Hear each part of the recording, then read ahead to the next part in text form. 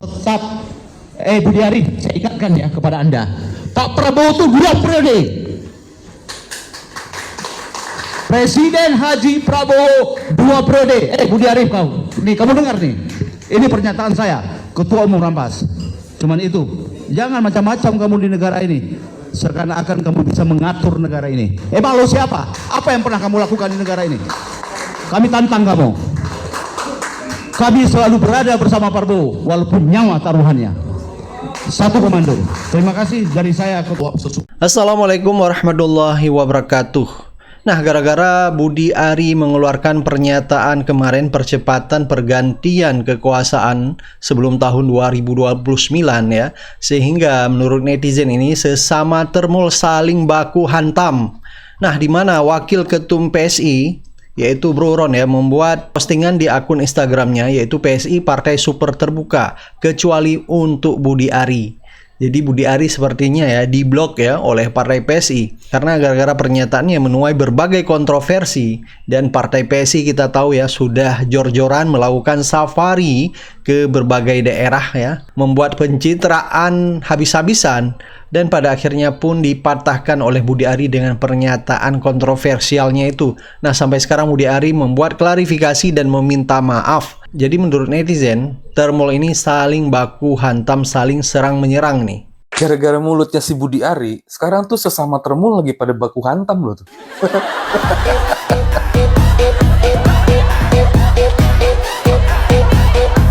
Jadi sekarang udah pada tahu kan, kenapa termul itu goblok semua. Padahal si Jokowi tuh ya, udah main halus banget pas ngonten bareng sama Tempo. Jadi hancur semua gara-gara mulutnya si Budi Ari tuh.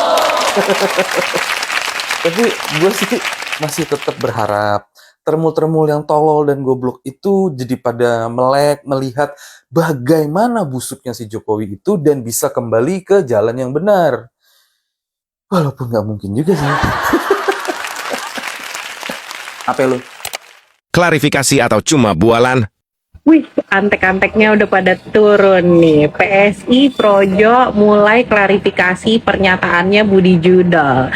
Aduh, itu udah jelas-jelas sampingnya ada manusia munafik. Nggak mungkin lah dia nggak tahu apa-apa. Dia diem kok. Kalau dia diem berarti dia menyetujui. Kalau dia nggak setuju, otomatis dia risih. Langsung kabur kalau nggak menghentikan pembicaraan itu. Nih nggak jelas. Emang dia senang. Emang dia pengen banget anaknya jadi RI 1. Gue heran ya, yang sekolah sama dia nggak ada yang ngingetin dia ya. Nggak. Nih, kasus-kasus yang sekolah sama dia, Budi Judol, Raja Juling, kasusnya semua hilang tuh, nggak ada yang diproses. Ini udah jelas penjahat semua, tapi para pemujanya nggak ada yang sadar. Apa yang lo harapin dari manusia pendusta, munafik? Lo jilat terus tuh. Kritik tajam terhadap pola respons dan klarifikasi pihak-pihak terkait isu hukum politik. Narasi ini menyoroti dugaan standar ganda, serta pentingnya transparansi dalam penanganan kasus yang melibatkan figur publik. Buka mata, kawal penegakan hukum tanpa pandang bulu. Juga menyayangkan kalau ada yang ngerekam dan melebarkan ke publik, dan itu tidak ada perintah saya satupun. Tapi di situ saya kaget juga, kok jadi viral dan di framing macam-macam, iya kan? Di framing Pak Jokowi, Budi Ari. Berarti Bapak tidak mau makar Pak Prabowo ya Pak ya? Loh, kita ini kan alirannya demokratis. Kita mau jalan demokrasi. Jadi kalau berpikir bahwa kalau pemilu dipercepat itu adalah makar, enggak dong. Yang mau makar tuh yang mau jatuhin pemerintah siapa? Pihak-pihak yang ingin madu domba Pak Jokowi dan Pak Prabowo ini kan banyak sekali. Analisa dan pendapat saya itu tidak mewakili dan berkaitan dengan sikap dan pikiran Pak Jokowi, bahwa pernyataan dan analisa saya di forum itu tidak ada hubungannya, tidak ada kait-mengkaitnya dengan sikap dan pikiran Pak Jokowi. Karena di akhir pertemuan juga Pak Jokowi sampaikan kondisi masih baik-baik saja. Kalau ini berhenti di tengah jalan, ada yang menganggap bahwa wah udah siap-siap aja pengennya Mas Gibran yang naik. Ya itulah kan konsekuensi logis. Kita serahkan semuanya pada aspirasi dan... Siapa sebenarnya Budi Ari ini? Apa peran yang sedang dimainkan dan sopo dalangnya? Yang pertama adalah jangan buat main-main yang namanya Negara Kesatuan Republik Indonesia. Kita semua tahu bahwa Budi Ari adalah Ketua Umum Projo. Dan pastinya sebagai Ketua Umum Pro Jokowi, dia memiliki suatu hubungan kedekatan yang khusus terhadap Presiden Joko Widodo dan pernah menjadi menteri di zaman Pak Jokowi maupun di zaman Pak Prabowo Subianto. Saya melihat bahwa Budi Ari kembali dimainkan, kembali dijadikan wayang. Kalau bicara wayang, berarti ada yang namanya dalang. Kalau kita dengar pidato Budi Ari, itu kan pernyataan dari Budi Ari secara pribadi ya. Nah, acara hari itu semalam saya mencoba mengkonfirmasi kehadiran beliau itu pada temu relawan keseluruhan. Jadi masing-masing dari orang memberikan pikirannya.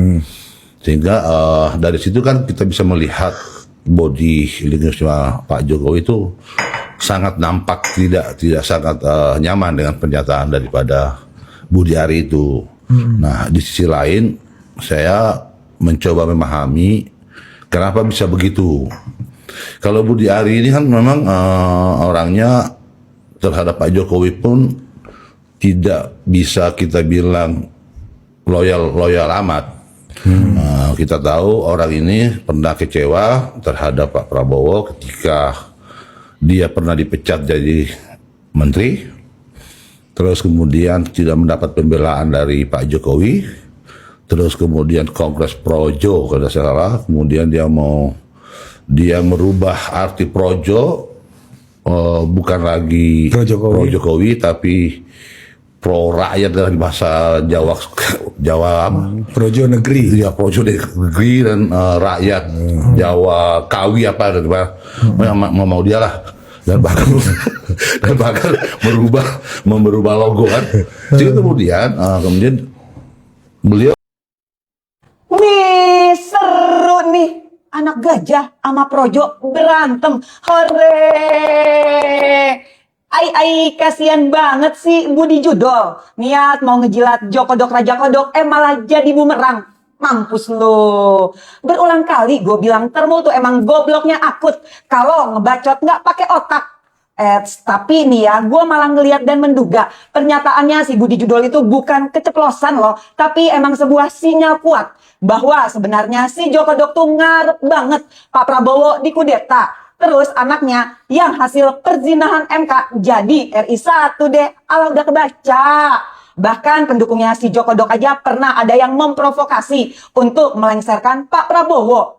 Ya, untuk kesekian kalinya gue bilang, basicnya si Jokodok Raja Kodok itu pengkhianat gak tahu diri. Fakta dan bukti, Bu Megawati yang udah berjasa mengangkat harkat, derajat, martabatnya si Jokodok sekeluarga yang dulunya blangsak. Sampai bininya aja sih iri hati sekarang mampu beli tas ratusan juta. Bisa loh Ibu Megawati dihianati. Apalagi Pak Prabowo yang di mata si Jokodok-kodok mungkin gak punya jasa apa-apa. Justru berkat berpasangan sama anaknya si Fufu Fafa, Pak Prabowo bisa menang. Dengan begitu pastinya kemungkinan besar dihianatinya ada dong. Ingat, pengkhianat itu udah sifatnya si Jokodok sekeluarga. Hidup Jokodok, Raja Kodok-kodok-kodok.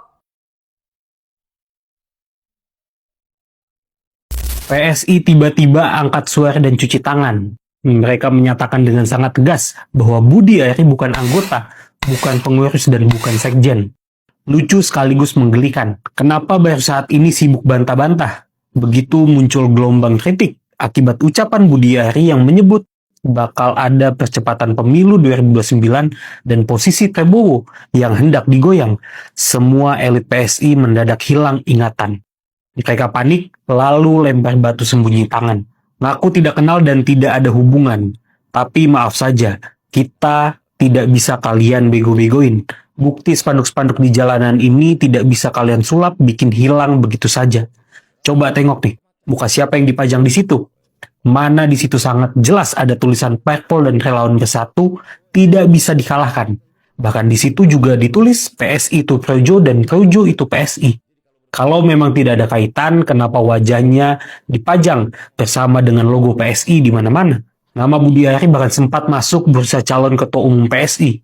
Kalau tidak ada hubungan khusus, mana mungkin namanya tiba-tiba disiapkan jadi pemegang komando tertinggi di partai kalian. Dan yang paling telak, coba lihat foto ini. Elit PSI dan elit Projo duduk satu meja dan foto bersama. Lalu lihatlah apa yang mereka pegang. Sebuah bingkai bertulisan PSI adalah Projo. Lalu hari ini ketika Budi Ari melemparkan wacana panas yang mengusik stabilitas politik nasional, kalian mendadak buang muka, kalian mendadak buang badan. Kalian so tidak tahu dan merasa tidak terlibat. Udahlah, ngaku aja. Kalian itu kan sama aja kayak junjungan kalian, haus kekuasaan dan akan menghalalkan segala cara untuk mendapatkan kekuasaan. Video viral, Budi Ari ngajak pendukung Jokowi harus siap kalau Prabowo lengser sebelum 2029. Lanjut, termasuk pandangan pas mendekat sebagainya. Tetapi saya ingin sampaikan, tadi saya sudah bisikan Pak Jokowi, Pak, kok insting saya ini lebih cepat dari 29? Apakah kita mau? Belum tentu kita mau. Kita masih ngomong pemilu 29. Kalau terjadi percepatan gimana? Kita siap nggak? Siap. Nah, apa ini analisa kebetulan? Atau emang ada mensrea di dalamnya? Coba deh, kalau kita tarik beberapa analisa lain. Bu Koni Rahundini juga pernah bilang, Prabowo hati-hati. Soalnya ada yang bakal coba potong Prabowo di tengah jalan. Nah, apalagi pas Kaisang bilang Gibran kudeta Prabowo di acara podcast. Apa emang kebetulan? Tapi kok kalau kebetulan kayak akurat banget perencanaannya ya? Apalagi Budi Ari duduk di samping backingannya, yaitu Jokowi. Ya sekarang sih kayaknya udah sampai ke kuping Prabowo. Makanya Budi Arinya minta maaf. Projonya takut sampai coba klarifikasi. Terus PSI yang bilang pendukung Jokowi sendiri sibuk cuci tangan. Nah buat Pak Prabowo nih ya, Budi Ari itu udah saya laporin 1 tahun lebih. Soal nih kasus judol, fitnah judol, tapi nggak ada kemajuan. Apa emang ada yang lindungin? Tapi kalau saya jadi bapak sih, ngapain lindungin orang yang jadi duri dalam daging? Apalagi orang yang problematik gitu. Buat relawan Prabowo, laporin dong dugaan makar. Kenapa diem-diem baik? Kalau ngomong soal slogan Prabowo 2 periode aja kenceng banget. Giliran Prabowo dijolimin, aja diem. Ayo dong Pak Prabowo, berani kan? Ada ironi yang begitu pahit di negeri ini. Ketika bumi Nusa Tenggara Timur masih menyimpan duka akibat gempa. Ketika udara di Kalimantan tercemar asap kebakaran hutan yang membuat masyarakat kesulitan untuk bernafas. Sebagian elit justru sedang sibuk membicarakan sesuatu yang belum pada waktunya, yaitu kemungkinan pemilu dipercepat sebelum 2029. Budi Ari memang kemudian meminta maaf dan menyebut pernyataannya sebagai analisa pribadi. Serta dia menegaskan tidak berkaitan dengan Jokowi. Namun pernyataan itu disampaikan dalam sebuah pertemuan ketika dia sedang duduk di samping Jokowi dan dia membicarakan kemungkinan percepatan pemilu sebelum 2029. Pertanyaannya sederhana. Di mana letak kompas moral kita? Saat masyarakat membutuhkan tangan untuk bangkit, mengapa yang terdengar justru kalkulasi tentang kekuasaan dan pemilu? Saat korban bencana membutuhkan negara yang hadir di tengah-tengah kita, mengapa sebagian elit tampak lebih sibuk membaca peta politik daripada membaca jeritan rakyat? Gempa tidak mengenal partai politik. Asap tidak memilih pemilihnya. Bencana tidak bertanya, siapa yang sedang berkuasa? Tetapi penderitaan rakyat seharusnya mengajarkan satu hal. Politik boleh memiliki ambisi, tetapi kemanusiaan harus memiliki batas yang jelas. NTT sedang menghitung korban dan kerusakan. Gempa magnitudo 7,7 di Flores menyebabkan ratusan orang meninggal. Ratusan ribu orang sedang mengungsi hari ini. Di Kalimantan, asap kebakaran hutan kembali menjadi ancaman bagi kesehatan dan kehidupan masyarakat. Bahkan, pemerintah sendiri masih melakukan evaluasi penanganan Karhutla Kalimantan dan pemulihan pasca gempa di Nusa Tenggara Timur. Lalu di tengah semua itu, yang dibicarakan adalah percepatan pemilu. Inilah yang membuat publik bertanya, apakah politik sudah kehilangan rasa malu? Jangan sampai nafsu kekuasaan berjalan jauh lebih cepat daripada kepedulian kita kepada sesama. Jangan sampai kursi kekuasaan diperlakukan sebagai tujuan, sementara rakyat hanya dianggap sebagai angka dan kalkulasi elektoral. Karena negara bukan panggung untuk memuaskan ambisi segelintir orang saja. Negara adalah rumah bagi mereka yang sedang kehilangan rumahnya. Dan ketika rakyat sedang berduka, politik yang paling bermartabat bukanlah politik yang paling cepat mencari kekuasaan, melainkan politik yang paling cepat untuk menyelamatkan manusia. Kalau kompas moral telah hilang, maka sehebat apapun strategi politik, kita sedang berjalan menuju arah yang salah. Halo teman-teman, pasti banyak yang sedang monitor bagaimana demo 27 Agustus besok ya. Tapi saya tertarik untuk bahas justru video bocorannya Budi Ari, mantan Menkominfo dan juga Menteri Koperasi di era, kalau Menkominfonya di era Presiden Jokowi, Menteri Koperasinya sempat di awal pemerintahan Presiden Prabowo. Jadi kan kalau yang viral sebelumnya video itu ya, yang 1 menit 47 detik, itu saya barusan tuh 1 jam yang lalu nemu foto ini ya, foto pertemuan itu yang ternyata berlangsung hari Senin 24 Agustus di restoran Amanaya di kawasan Jalan Satrio. Dan di situ kan ada Pak Jokowi, kemudian sebelah kanannya Budi Ari, sebelah kanannya Mbak Putri Kuswisnuwardani Mustika Ratu, kemudian di sebelah kanannya lagi paling ujung ada Bang Zulfan Lindan. Nah ini jadi perspektif, tadi saya penasaran ya, jadi akhirnya saya menelpon Bang Zulfan Lindan. Bang Zulfan Lindan, kalau yang biasa ngikutin podcast politik, dia suka muncul di Total Politik dan belakangan punya podcast sendiri. Tapi Bang Zulfan ini sempat jadi politisi, dia sempat bergabung dengan PDIP, dan kemudian bergabung dengan Nasdem, kemudian keluar dan memilih menjadi pengamat politik. Nah, jadi kan ramenya itu gara-gara video viralnya Pak Budi Ari itu ya, yang dia mengatakan kayak analisa bahwa, tetapi saya ingin sampaikan, tadi saya sudah bisikin ke Pak Jokowi, Pak, kok insting saya ini lebih cepat dari 2029. Apakah kita mau? Belum tentu kita mau. Kita masih ngomong, oh ini 2029, ini 2029. Kalau terjadi percepatan gimana? Kita siap nggak? Ucap Budi Ari yang kemudian disambut teriakan, ada yang memang di video itu teriakan siap gitu ya. Dan dia kemudian menyinggung soal munculnya demo di berbagai daerah, di mana setiap ada warga yang demo pasti ada masa tandingan mirip seperti 98. Jadi seperti itu. Nah, apa yang disampaikan oleh Budi Ari ini menarik karena ini seperti afirmasi atau validasi dari berbagai macam analisa-analisa, bahkan baik itu yang di pertemuan-pertemuan politisi maupun omongan di media sosial dengan situasi belakangan, apakah Presiden Prabowo dan Wapres Gibran ini akan sampai 2029 atau ada suara-suara yang kecewa sekali apa segala macam. Jadi selama ini tuh itu di seperti di bawah permukaan, meskipun muncul di media sosial juga, tetapi datang dari analisa dari pendiri dan ketua umum pro Jokowi, kelompok relawan yang penting bagi pemerintahan Presiden Jokowi, itu jadi agak beda, makanya agak rame. Apalagi sebetulnya Projo ini juga termasuk yang pertama kali mendukung pasangan Capres-Cawapres Prabowo Gibran. Sebelum yang lainnya mendukung ya, karena memang Pak Budi Ari pernah cerita langsung ke saya bagaimana komunikasi intensif dia dengan Pak Jokowi, sehingga dia, katakanlah dia tidak salah ketika mengambil posisi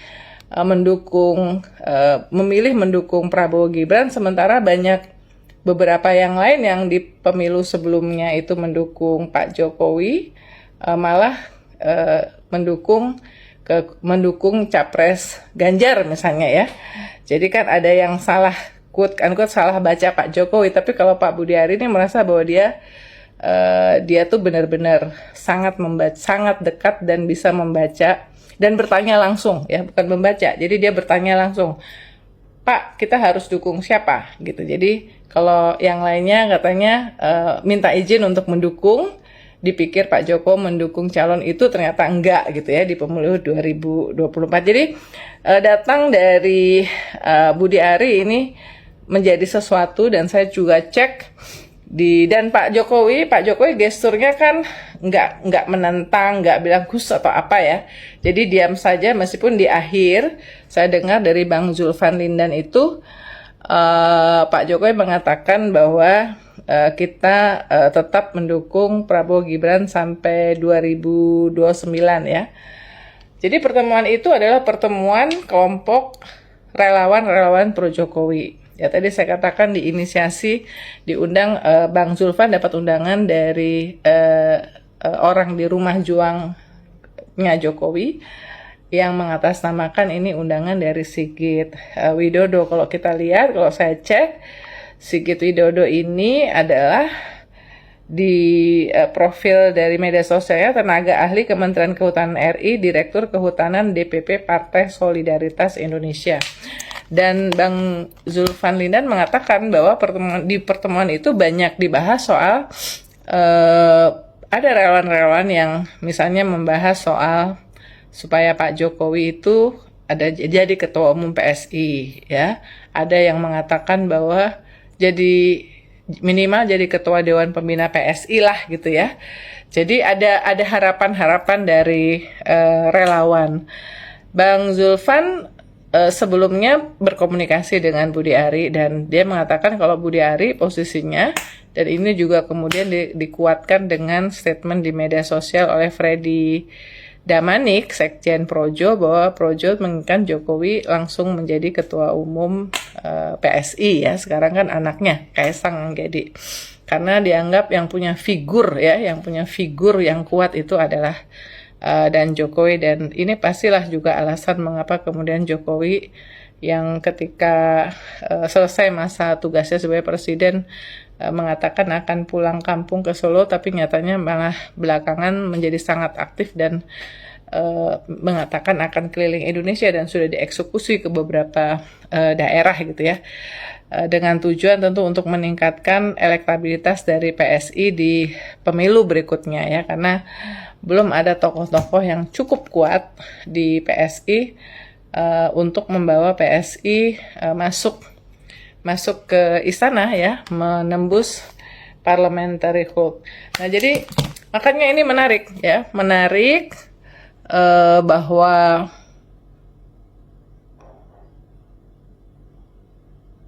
Budi Ari itu mengafirmasi dan tidak salah jika menurut saya jika orang kemudian mempertanyakan apakah ini adalah sebetulnya perasaan kebatinan dari Pak Jokowi sendiri ya, karena Pak Jokowi tidak gesturnya membiarkan saja ketika mungkin dia agak kaget juga ujuk-ujuk, kalau kata Bang Zulfan ujuk-ujuk Budi Ari ngomong kayak gitu. Nah tadi siang tuh saya sempat komunikasi, tadi pagi lah komunikasi dengan salah satu petinggi di istana tentang tanggapannya terhadap itu yang kemudian dijawab paling sebentar lagi minta maaf. Dan ternyata beneran siangnya Budi Ari membuat pidato minta maaf.